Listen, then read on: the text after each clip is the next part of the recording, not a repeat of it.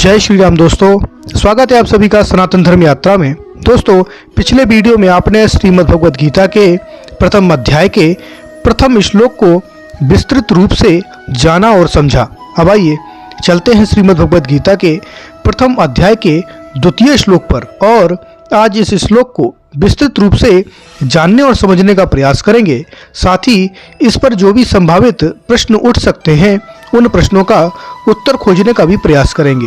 तो आइए चलते हैं इस श्लोक पर। इसमें लिखा है, संजय उवाच दृष्ट्वा तु पांडवनीकं व्यूणं दुर्योधनस्तदा आचार्यमुपसंगमे राजा वचनं ब्रवीत। यानी कि दृष्ट्वा तु देख कर, पांडवानीकम पांडवों की सेना को, व्यूणम यानी व्यूहाकार में, दुर्योधन इस्तदा तब दुर्योधन ने, आचार्य मुपसंग में आचार्य के पास जाकर, राजा वचनम ब्रवीत राजा दुर्योधन ने ये वचन कहा। अब इसका शुद्ध हिंदी अनुवाद करते हैं तो आता है, संजय ने कहा, महाराज पांडवों की सेना को व्यूहाकार में अवस्थित देखकर दुर्योधन ने द्रोणाचार्य के पास जाकर यह वचन कहा। अब यहाँ पर कुछ लोग ये सोच सकते हैं कि आखिर क्या वचन कहा। साथ ही एक प्रश्न और भी आ सकता है। वो प्रश्न ये है कि जब श्रीमद् भगवद गीता भगवान कृष्ण के मुखमंडल से निकली हुई एक गीतमाला है, यानी श्लोकों का एक श्रृंखला है, तो उसमें धृतराष्ट्र और संजय के श्लोक क्यों आ रहे हैं? आखिर इन श्लोकों का यहाँ पर क्या काम? तो सबसे पहले इसी प्रश्न को समझ लेते हैं। देखिए, जब श्रीमद् भगवद गीता ने भगवान कृष्ण अर्जुन को समझाने का प्रयास करते हैं तो क्यों समझाने का प्रयास करते हैं? क्योंकि अर्जुन विस्मित थे।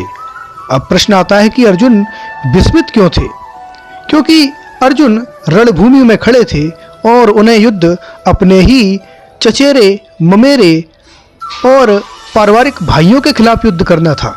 इस वजह से अर्जुन विचलित हो रहे थे और विस्मित थे।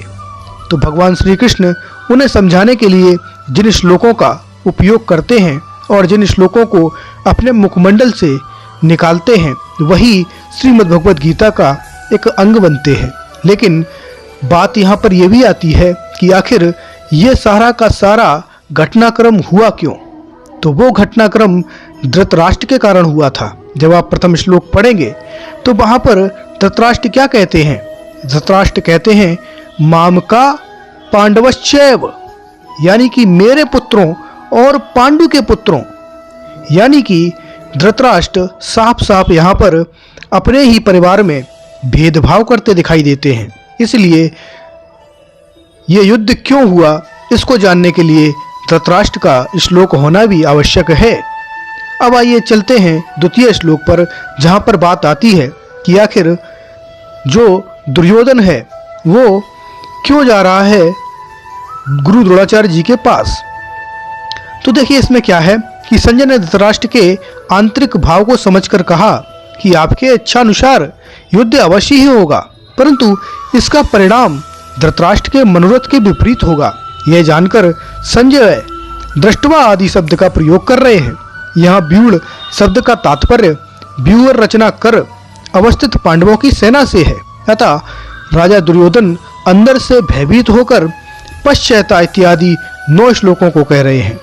धृतराष्ट्र जन्मांध थे, किंतु दुर्भाग्यवश उस समय वे धार्मिक एवं परमार्थिक दोनों ही दृष्टियों से रहित होने के कारण शोक और मोह से अभिभूत हो रहे थे। कहीं धर्म क्षेत्र के प्रभाव में पुत्र दुर्योधन पांडवों को आधा राज्य लौटा न दे, यह सोचकर वे निराश हो रहे थे।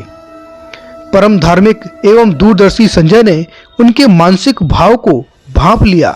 यद्यपि संजय यह जानते थे कि युद्ध का परिणाम धृतराष्ट्र के मनोनुकूल न होगा, तथापि बड़ी बुद्धिमत्ता पूर्वक धृतराष्ट्र से उन्हें छिपाकर सांत्वना देते हुए कहा, दुर्योधन पांडवों से समझौता करने के लिए नहीं जा रहा है, वरन वह तो पांडवों की अतिशय दृढ़ व्यूहरचना को देखकर युद्ध विद्या के अपने गुरु आचार्य द्रोण के समीप स्वयं ही जाकर उनको वास्तविक परिस्थिति से अवगत करा रहा है। आचार्य के समीप जाने के 2 अभिप्राय हो सकते हैं। एक तो वह पांडवों की सुदृढ़ व्यूहरचना को देखकर भयभीत था और दूसरा अपनी राजनीतिक कुशलता का परिचय देने के लिए गुरु द्रोणाचार्य को मानव मर्यादा देने गया हो। इससे वह राजनीतिक निपुण होने के नाते राजा को पदवी के सर्वथा योग्य ही है, यह उसके कूटनैतिक व्यवहार से प्रतिपादित हो रहा है। संजय उवाच का यही तात्पर्य है। तो दोस्तों, ये जानकारी आपको कैसी लगी कृपया कमेंट बॉक्स में अवश्य बताइए। बने रहिए सनातन धर्म यात्रा के साथ और लेते रहिए रोचक एवं धार्मिक जानकारियां प्रमाणों के साथ। धन्यवाद। जय श्री राम।